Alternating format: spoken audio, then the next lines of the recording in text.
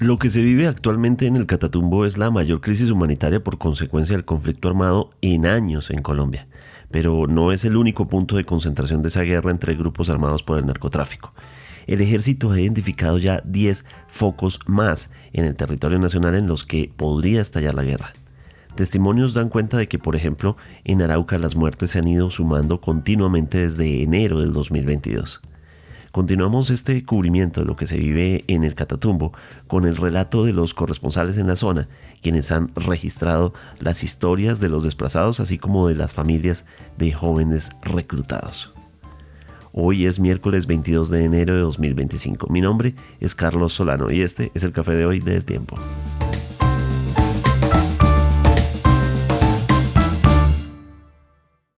El Tiempo es un medio aliado de The Trust Project. Mientras estábamos haciendo la recolección de información y detalles de lo que está ocurriendo en el Catatumbo para este episodio, nos dieron unos videos que no vamos a reproducir, que éticamente, periodísticamente hablando, no se deben reproducir públicamente por lo dolorosos y también por lo crueles e inhumanos que tienen que ver con las muertes de colombianos en la región del norte de Santander. Pero son camiones de muertos acumulados. Y esto no se veía desde hace mucho tiempo en Colombia. Pero entonces, ¿qué está ocurriendo exactamente? ¿Cómo se está viviendo en la zona? ¿Qué es lo que cuentan las personas en el lugar? Dos corresponsales, Jesús Blanquicet y Andrés Carvajal, han estado contando para El Tiempo desde el lugar lo que dicen las personas que están viviendo esto. Advertimos en este punto que hay contenido sensible que usted va a escuchar a continuación. Sandra Rincón García. Señora Sandra, ¿de dónde viene usted? Del kilómetro 23 vía La Gabarra. Gabarra. ¿Cómo está eso por allá? ¿Qué han podido ver? Pues sinceramente nos tocó que salir a todo porque está muy peligroso allá. Dejamos todas las cositas de sobrevivir nosotros. Lo único que yo pude sacar fue la muda de ropa y mi perrito. ¿Con quién Y me vivía vine usted allá? primero con mi esposo, pero hasta ahorita pudo salir él. Con mi hija en el kilómetro 23. Ella tiene el marido vegetal, le tocó que salir con su marido. Eso ahorita está ubicada por los lados de Orope, porque una señora nos dio posada. Vamos a ver si nos ayudan para que me le den ayuda a ella también, porque tiene 3 niños y tiene el esposo vegetal. Aquí tengo la foto del muchacho. ¿Cómo se llama su hija? Zulma Paola Bautista Rincón. ¿Pero ha tenido contacto con ella? ¿Ha tenido comunicación? Sí, señor. ¿Sabe que está bien? Me dijo que viniera y le ayudara a buscar ubicación, porque es que estamos arrimados allá. Ahorita llegué yo a ver qué me dicen. Cuénteme, ¿desde cuándo comenzaron a escuchar ustedes los...? Pues papá, ya lo único que yo supe el sábado que salí en carrera fue cuando empezaron, vámonos. Yo lo único que hice fue salir en carrera y listo. Yo de ahí no sé más nada, sino el susto me tenía apoderada a mí. ¿Cómo se percibe anteriormente esa zona? ¿Cómo era antes de que...? Pues tranquilo, calma, todo bien bonito, pero estamos luchando para seguir adelante, para tener un futuro, pero el futuro quedó en ceros otra vez porque todo dejamos botado. Como ella y sus familiares, muchos están recibiendo atención en diferentes puntos de encuentro en ciudades como en Cúcuta precisamente. Pero con todo eso, por supuesto, nunca es suficiente y en las zonas están recibiendo donaciones de personas interesadas en ayudar a estos desplazados que están recibiendo atención y necesitan cuidado. Son mujeres, hombres, niños, todos los habitantes en general de esa zona que se han tenido que mover. ¿Desde hace cuánto tiempo ya se encuentra acá en Cúcuta, amigo? Ya esta semana pasada, ya pegué de la semana pasada acá. Ya estoy está en cuando fracaso, empezó. porque estoy con un fracaso, también un brazo dañado, entonces me tocó que... Y allá se puso feo, entonces dejé botado la finquita, la dejé botar con animales, patio y todo. Ya. Se vino sin nada. Me vine a voluntad de Dios. Así es. Y por acá, digamos, ¿en dónde se Sí, encuentra? usted ya acá me en encuentro Cúcuta? por aquí, ya tengo por ahí estadía, por ahí me ¿Y dieron... si las autoridades le han prestado No, una ahorita colaboración? nada, aquí estamos aquí en un que van a registrar, pero no se sabe cómo, estamos esperando. ¿Cuánto tiempo tenía usted viviendo en el Tarra? Tengo años de estar allá, Toda su vida. del 82 por allá. Desde el 82, más de 30, Ya casi 40 pasado, años. ya pasado los 2 golpes, ya dos golpes con este. Van Sí. dos, van 3 ya acá. ¿Recuerda el primero? El primero fue en el 2003, que entraron allá, ¿no? La vereda. Fue en el 19. Que en ese momento fueron los paramilitares. Paramilitares. Y ahora otro conflicto que no sabemos ni qué está pasando. Amigo, y digamos, ¿usted qué piensa de todo esto? Está duro, papá, porque no hayan ni qué hacer, ni en quién confiar, no confía en nadie. Es difícil confiar en No, hay Dios y la Virgen no ni que cuidará de ahora para adelante, porque ya ¿a quién le pedimos ayuda? ¿Se le pide ayuda al uno o al otro? Nada, esto no se ve. No, y los mismos vecinos, a veces no se puede confiar. Sí, nada, ¿quién te da? Yo estoy allá en esa zona, pero me vine porque de todas maneras eso, lo uno yo enfermo, lo otro que, y este brazo no puedo levantar porque tuve un golpe acá. Un testimonio que nos da cuenta de que esto no es nuevo tampoco, es decir, que es un conflicto que viene de hace muchos años, pero que se ha recrudecido en los últimos días por cuenta de episodios que se han sumado y que han hecho, como lo contamos en nuestro episodio de ayer, que estos grupos se levanten de una manera tan atroz.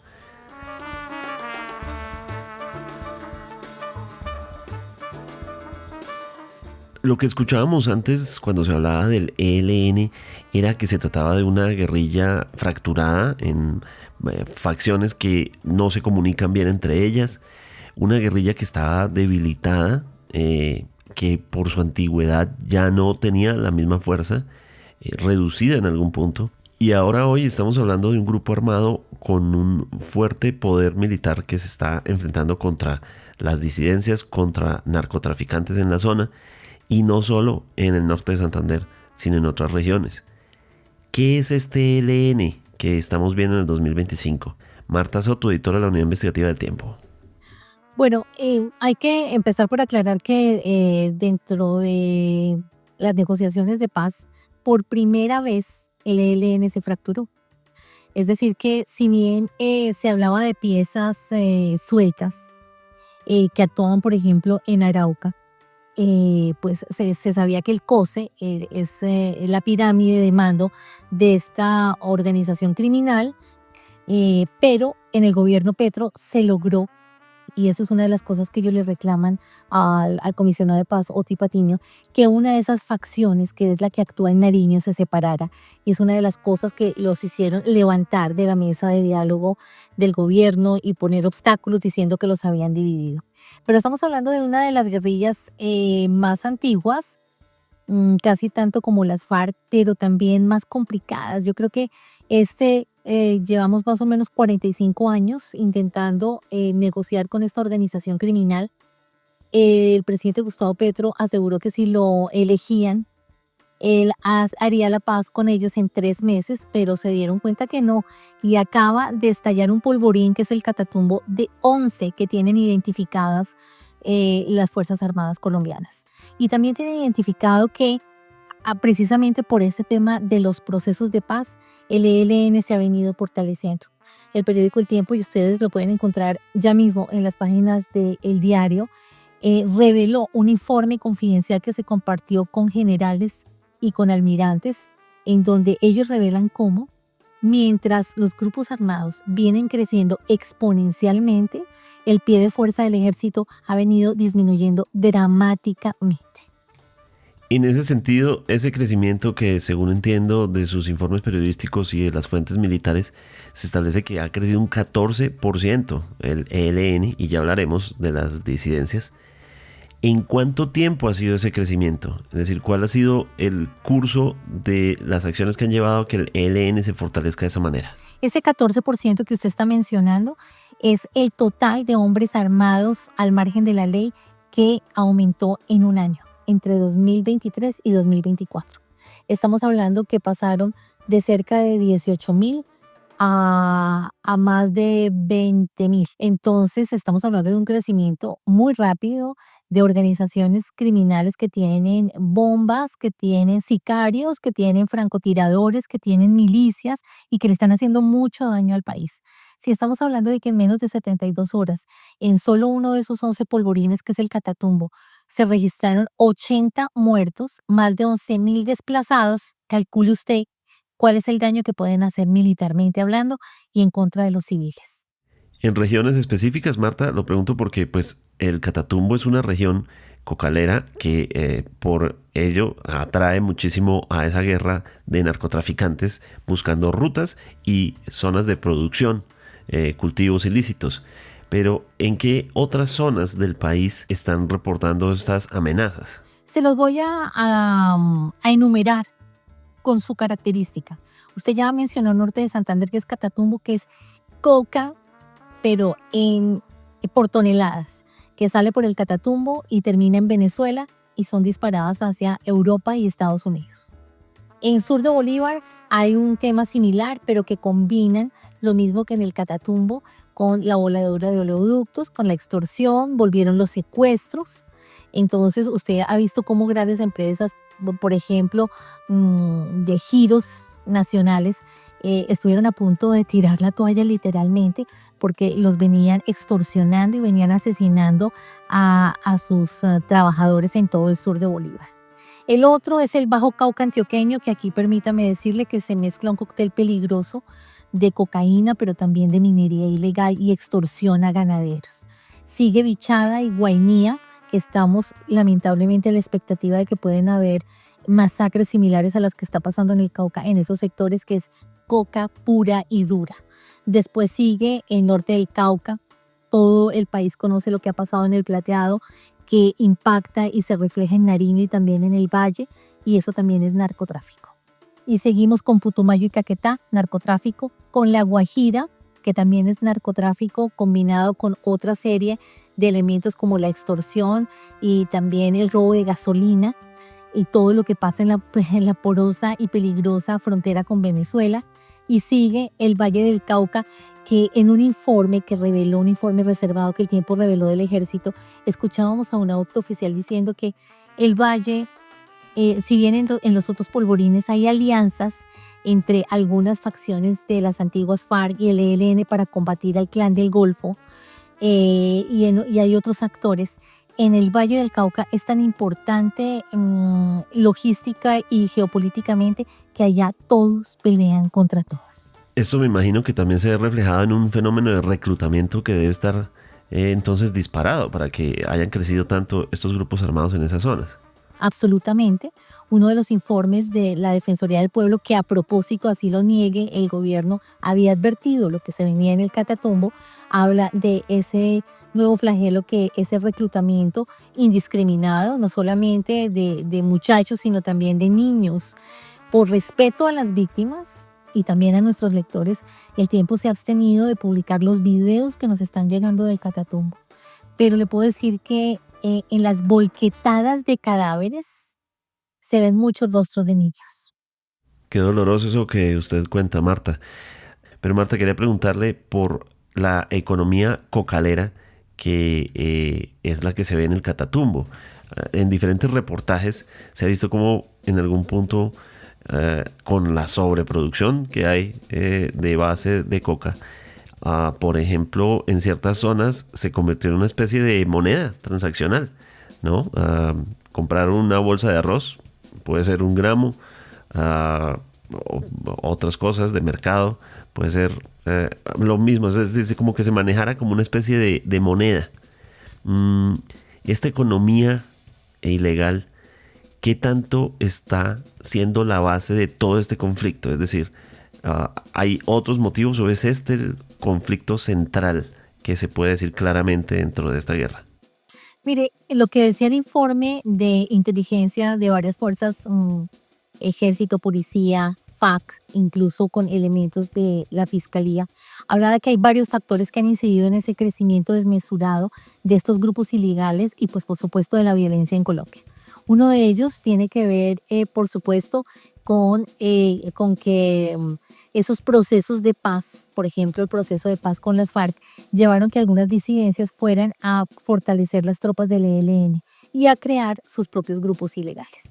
Y cómo se le estaba jugando a la paz, como lo ha hecho el presidente Gustavo Petro con el tema de la paz total, empezaron a decir que la policía tenía que ser cívica, que ya no tenía que combatir, que se iba a bajar el pie de fuerza de la tropa por muchas razones, entre esos temas de corrupción y temas de masacres y etcétera, y se hizo una purga en todos los sectores. También ha salido gente en la que no confiaban por ser del anterior gobierno y era gente de inteligencia, y hemos perdido también en el tema de inteligencia.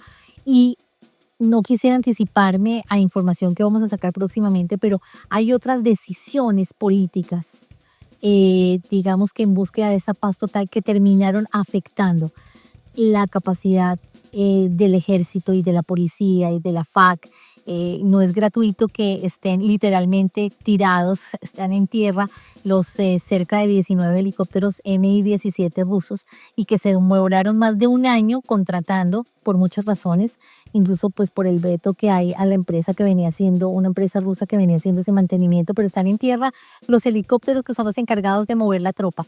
No se ha hecho el mantenimiento a otras naves. O sea, esto es como un cóctel político, estratégico, que ha culminado en que el ejército más importante de América Latina en una época, que fue el colombiano, se haya mermado mientras las organizaciones criminales estén creciendo. Marta, ha cambiado también la forma en que estos grupos armados atacan no solo a los otros grupos, sino a la población civil. Hemos visto que en los últimos años se habla de drones para atentar no solo contra instalaciones, sino contra personas, en lo que ellos llaman una lucha, pero pues más que una lucha, pues estamos viendo es una guerra entre narcotraficantes, ¿no? Pues mire, lucha muy poco. Le quiero decir con total tranquilidad que nosotros reprodujimos algunos apartes de esa charla que le estaba dando un experto del ejército a los almirantes y a los generales, y decía: ya no estamos enfrentados al marxismo-leninismo, sino que estamos enfrentados a carteles del narcotráfico. O sea, que no hablemos de diferentes formas de lucha, sino diferentes formas de negocios ilegales de organizaciones criminales y terroristas. Por supuesto que, como ha pasado siempre, han ido mutando y han ido mejorando. El ministro Iván Velázquez, el ministro de Defensa, decía sobre el tema de Catatumbo que estaban actuando como sicarios. O sea, no es gratuito que algunos miembros del ejército hablen de carteles y el ministro de sicarios. Pudimos ver videos en donde llegaban en moto, con lista en mano, tumbando puertas y asesinando a firmantes del proceso de paz. También, como usted lo dice, están utilizando drones. Acuérdese que se tuvo que comprar inhibidores y una cantidad de material para evitar estos drones que estaban sobrevolando y enviando paquetes con dinamita para matar a soldados y a policías. Los viejos francotiradores, que hay muchos altos oficiales, expertos en inteligencia que han sido asesinados en esta zona del Catatumbo, precisamente por esos francotiradores. Y tenemos, digamos que toda una, no sé cómo llamarla, pero evidentemente sí, ellos han venido fortaleciéndose a la sombra de la paz total. Marta, el presidente recientemente en sus comunicaciones en Twitter se refirió al ELN y dijo: estos ya no tienen ninguna voluntad de paz, no tienen la ideología de la época, de la era de Camilo Torres, y ahora son unos narcotraficantes. Le pregunto es si ahora, en ese sentido, hay más sintonía a la hora de buscar el contraataque o la respuesta, la reacción de ejército, es decir, en estas operaciones que empezarán a ocurrir, ¿hay más sintonía ya en este punto entre ejército, defensa y el gobierno? Pues mire, yo creo que el gobierno, el presidente específicamente, le estaba haciendo una apuesta genuina a la paz, y creía que tal vez con un gobierno de izquierda iba a ser más fácil pactar la paz con algunas organizaciones ilegales, y yo sí creo personalmente en esa propuesta genuina de desarmar algunas organizaciones. Pero, como decía alguien, que creo que fue el analista León Valencia, en una entrevista que le dio El Tiempo, le faltó preguntarle al otro lado, porque la paz es entre dos o tres o más. Pero no solamente se necesitaba la voluntad del gobierno, sino la otra voluntad. Y veíamos como, por ejemplo, en Buenaventura, los xotas están hablando de paz, pero igual que pasó con las autodefensas, se están armando otros brazos criminales que están listos a que apenas dejen ese espacio criminal, lo van a entrar a ocupar. Entonces aquí yo creo que el gobierno se demoró es en darse cuenta de lo que hace mucho tiempo se ha dicho. Nosotros hemos sacado informes de la propia inteligencia de Estados Unidos, de otras organizaciones donde hablaban que el ELN está absolutamente volcado en el narcotráfico como le pasó a las FARC, así digan que no. Se estaban financiando con el narcotráfico. Hay algunos frentes que tienen vocación narca. Hemos tenido cabecillas de estas organizaciones criminales extraditados. Entonces yo creo que se demoraron en darse cuenta. Tenían, yo creo que derecho por haber ganado las elecciones y por apostarle a ese proyecto político en probar. Pero tal vez se demoraron mucho tiempo en darse cuenta a qué juegan el ELN y otras organizaciones criminales, y de manera paralela se fue debilitando el ejército. Entonces algunos decían, ahora sale el presidente a decir, señores del ELN, ¿quieren guerra? Nuestro ejército constitucional los va a enfrentar. Pero se les olvidó contar que está un ejército bastante mermado, no solamente desde el punto de vista operativo, pie de fuerza, sino también desde el punto de vista de la moral.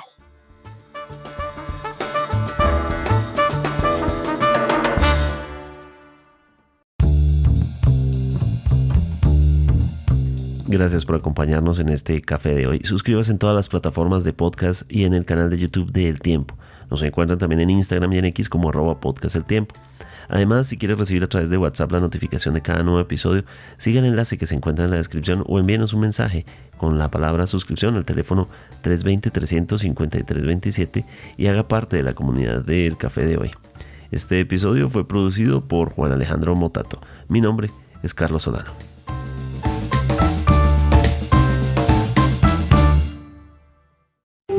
Podcast El Tiempo.